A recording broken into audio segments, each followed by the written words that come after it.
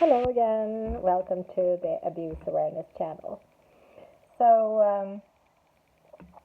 I want to explain a little bit about how an abusive relationship starts, uh, because that is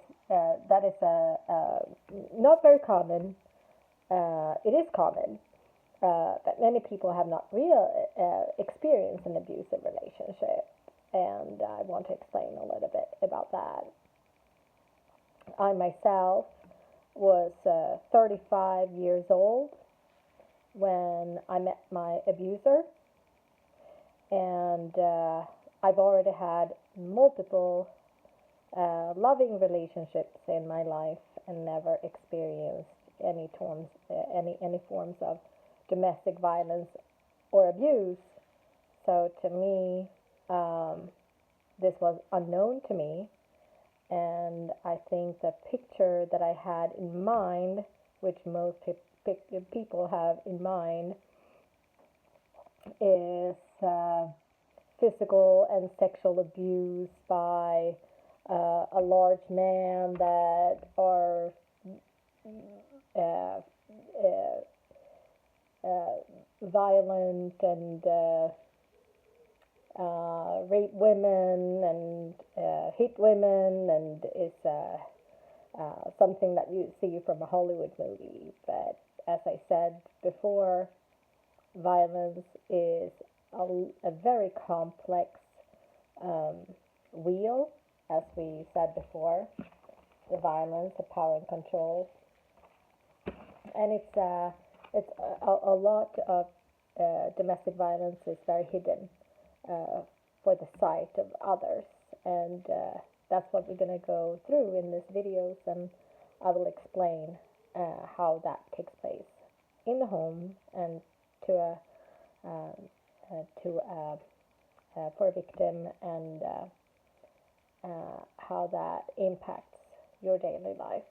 So, when a relationship starts, was my understanding, has always been my understanding until I was 35 years old, is that when you enter a relationship, any relationship, it starts with love.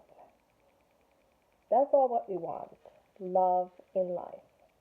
We want someone to love us, and we want to love them back. That is the core of starting a relationship. And this is what we expect when we enter into a relationship with someone. But if we enter a relationship with someone that is instead a personality where they have, which we don't know in the beginning, a great, their purpose of the relationship is then power and control.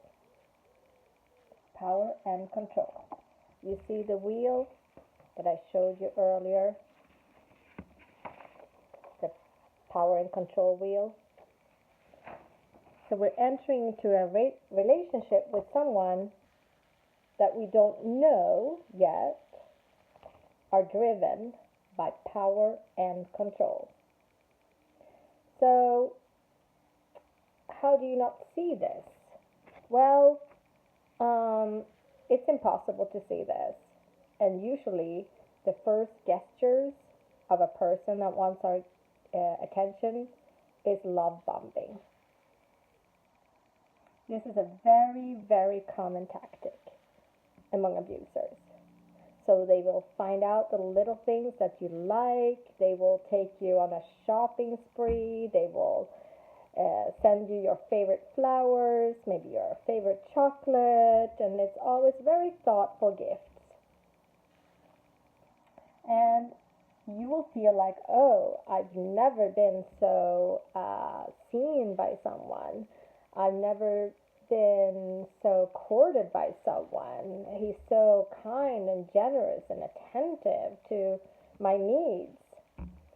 And this is a very common tactic by abusers because it's not about the gifts and it's not about love. It's going to the place where they find that you feel safe with them, that you have loyalty with them, so that they can later exert power and control. This is what love bombing is, and I will explain this a little bit more in a later video. So everybody have this common sense that abused women are weak women, but on the contrary, I can say it is not, because weak women to an abuser is not a challenge. So they want someone who is just the brightest star in the sky, someone who is happy, have control of their life, and is just exuding vibrance and love and just a mentality and happiness that they lack. I sometimes compare it with a moth flying to the brightest light.